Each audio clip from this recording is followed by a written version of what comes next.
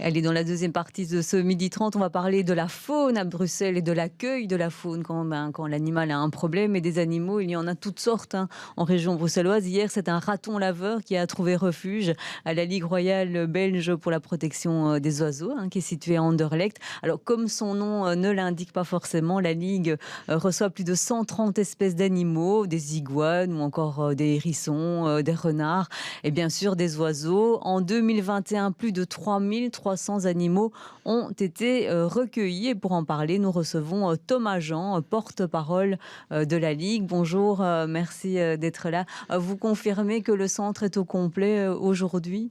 Oui, on n'a pas encore atteint le point de saturation, mais c'est vrai que d'année en année, on voit une augmentation quand même assez conséquente. On parle de 300 à 400 animaux supplémentaires chaque année au sein du centre de soins. Ça peut s'expliquer par plein de facteurs différents, mais c'est vrai qu'on est aujourd'hui face à une situation qui, à terme, deviendra intenable. Et donc, on réfléchit aux alternatives par rapport à cette augmentation des prises en charge, quoi. Oui, c'est ça, vous êtes un petit peu victime de votre succès, en fait, parce que l'augmentation du nombre d'animaux pris en charge, c'est dû à une meilleure communication aussi de votre part, peut-être que les gens vous connaissent plus, ou c'est dû à une connaissance un peu plus importante aussi de la faune, ou à plus de soucis, parce qu'on arrive à une cohabitation plus compliquée avec la faune bruxelloise. Alors, a priori, nous, on pencherait plus pour le dernier aspect, le dernier point, c'est-à-dire que effectivement, on communique de plus en plus, on est bien suivi sur les réseaux sociaux, etc. Mais il est certain que il y a plusieurs facteurs qui vont jouer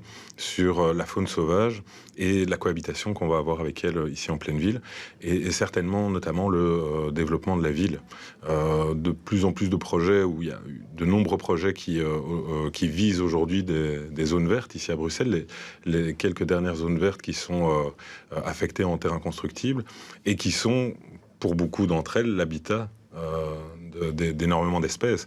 Et donc, au fur et à mesure du développement de la ville de Bruxelles, ce sont des espaces en moins pour la faune sauvage qui est, évidemment, avec le développement de la ville, confrontée à de plus en plus d'activités humaines et qui se retrouve dans des situations délicates. Et donc la biodiversité bruxelloise, elle s'est plutôt dégradée ces dernières années ?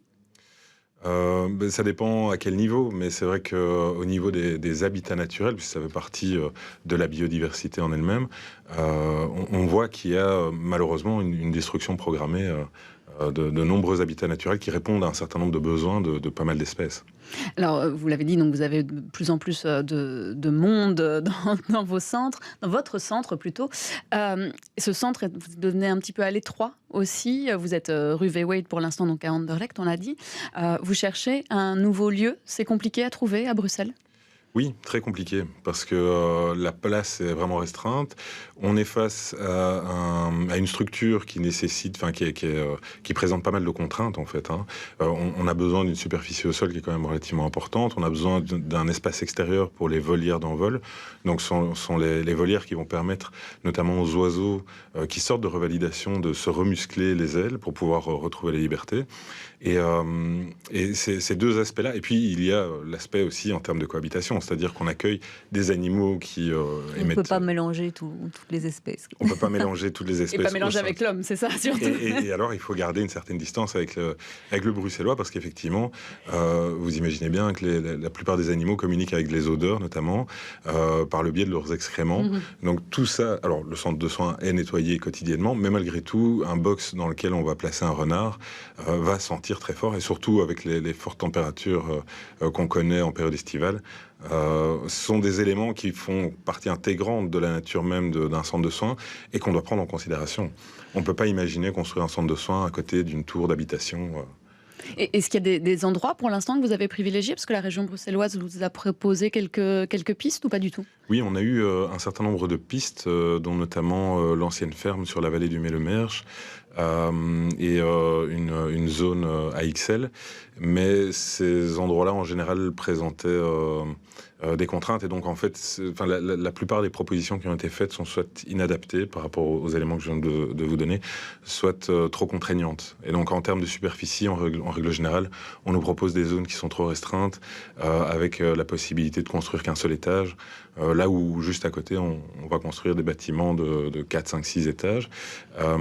Et alors, par rapport à ça...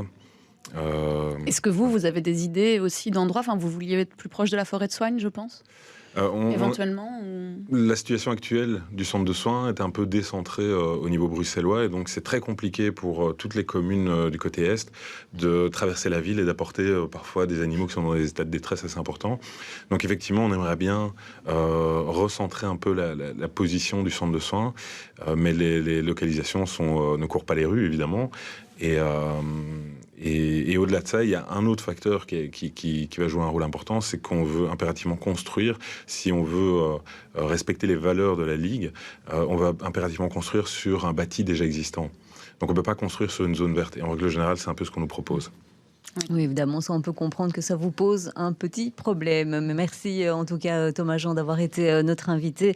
Aujourd'hui, je rappelle que vous êtes porte-parole de la Ligue pour la protection des oiseaux.